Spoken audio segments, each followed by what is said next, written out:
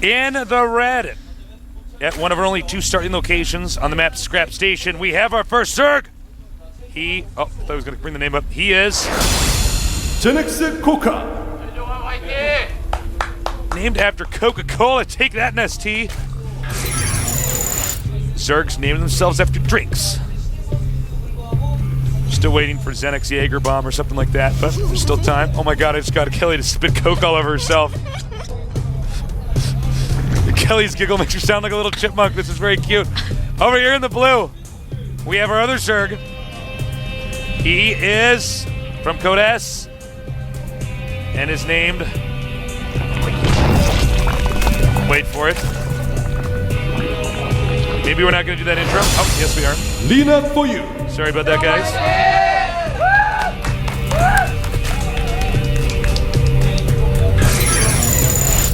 Leenock for you. The youngest player in the GSL.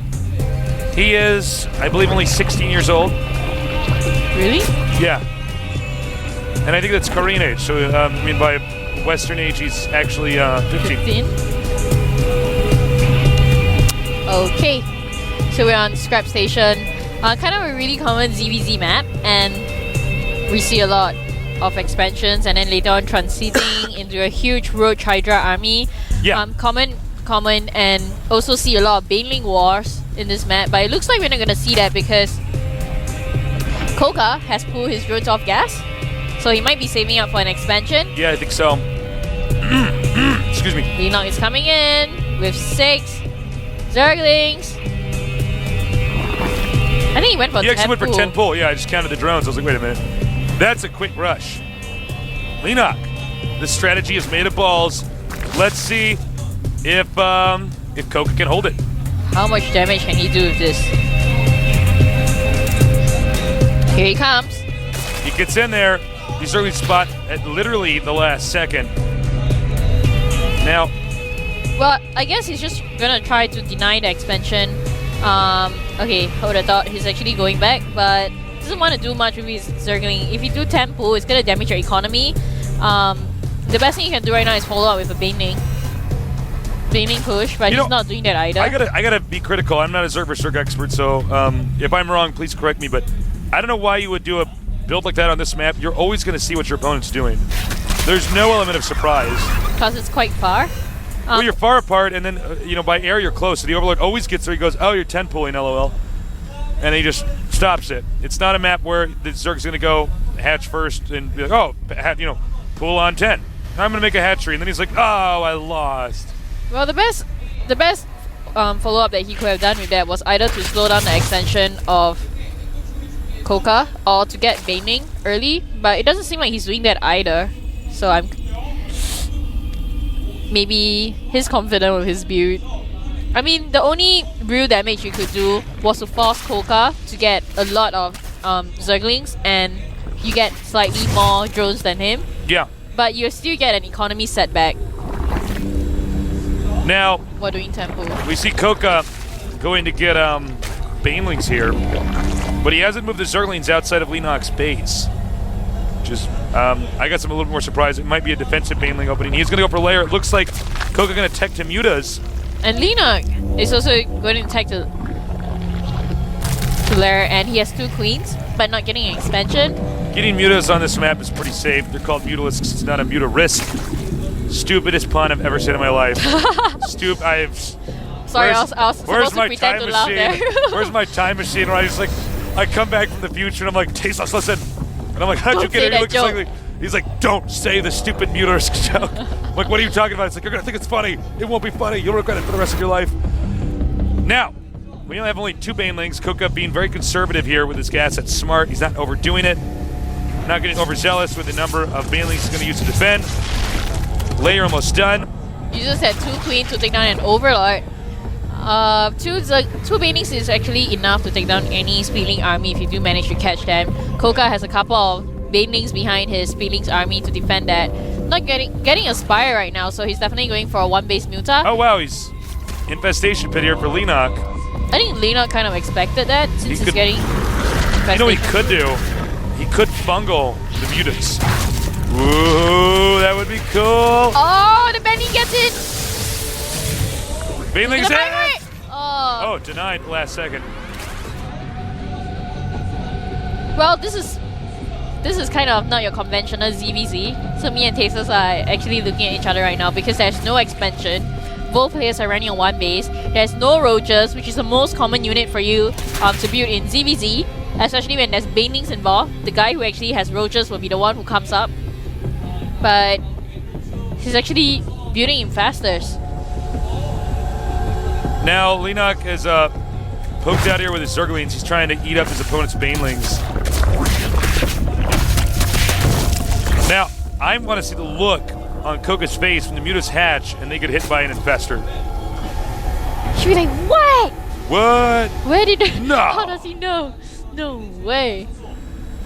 All right. Fungal growth requires 75 energy. He has 3 queens. He's ready. He knows that Muta's coming. He knows it. Leenock's so smart.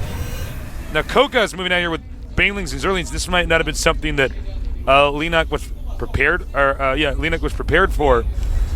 Well, let's see. Infestors, though. He might try to fungal growth the banelings. He could, but he's only got That'll be 2 interesting infestors. to watch. Here he comes. Here comes the banelings. 3 queens blocking the front of the base right now.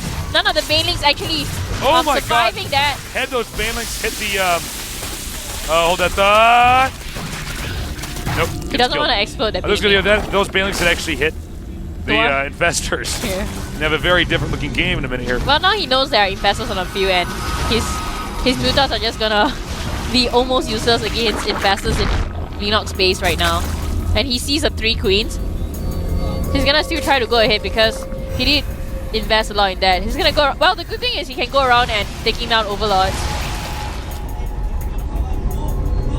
Muta's moving out now.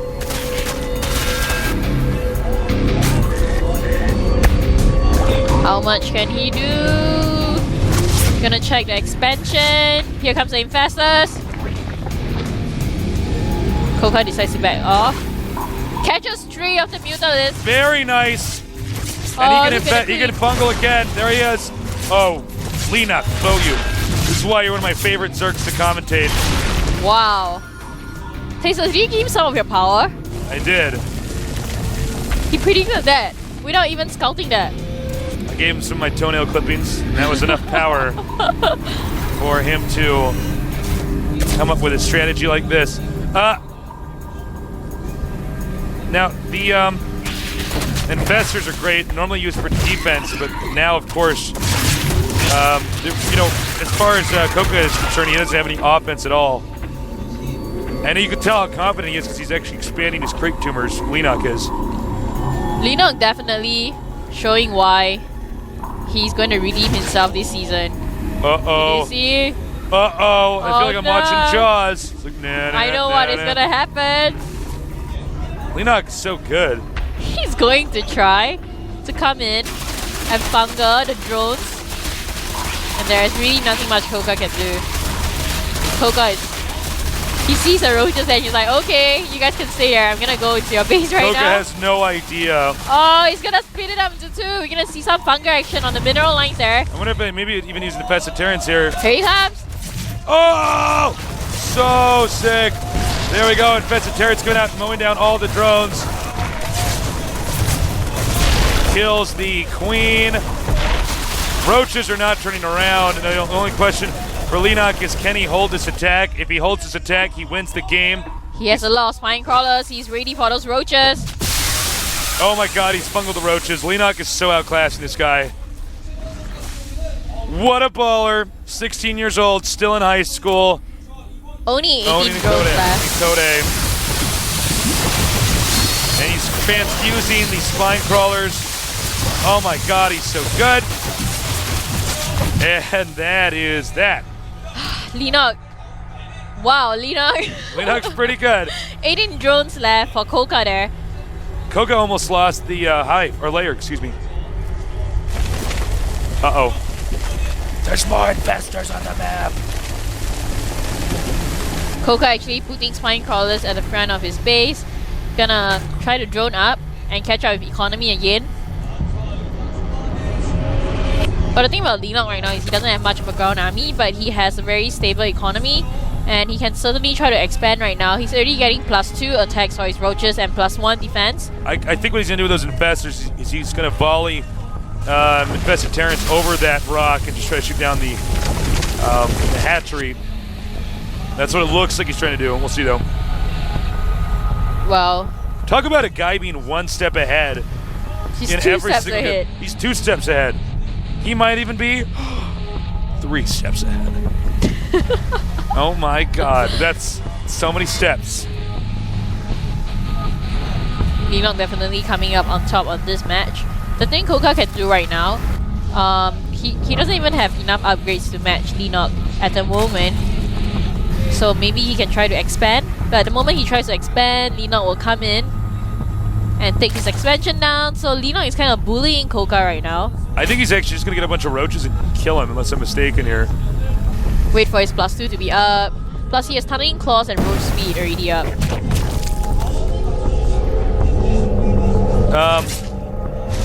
Leenock coming to scout with his Overseer. We're waiting to see if, CoCa could come back with anything. Right now he's behind in every possible way that you could be behind. Even Leenock even gooping that hatchery there. Well, you only have 2 hatcheries, and if you corrupt the hatchery, you're not going to produce any larvae, and Leenock can actually take this chance to push, which he's doing right now.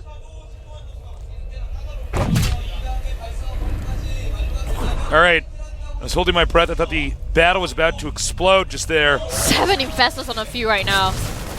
I mean, look at that. And he's dropping the infested Terrans over here at the hatchery. Uh-oh. He's going to lose that expansion. As you can see, hatchery goes down. Oh my God, this is out of control. And he kills all that up. GG. Damn. I don't see, at least from that game, CoCa being able to stop this beast. Outplaying and outclassing. Yeah. I got a feeling we're going to see these on ladder very often.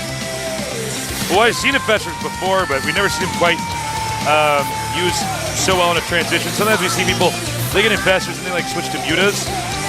This is actually a much better way to do it. Infestor, expand, roach. CoCa is actually thinking, oh my God, what hit me? That just sucks, man. I'd be like, whoa! I need to get out of here. It's kind of like from tier 2, you go for mutas, and you have to go back to tier 1 for roaches to defend. Yeah. So, I can't believe actually how good that strategy was. Very impressive. We don't get to see enough Zerg versus Zerg, so it's a matchup I personally know the least about. I'm a nub in that matchup. But I did learn a lot from that game there. In those positions, I don't know if you can always go infestors like that.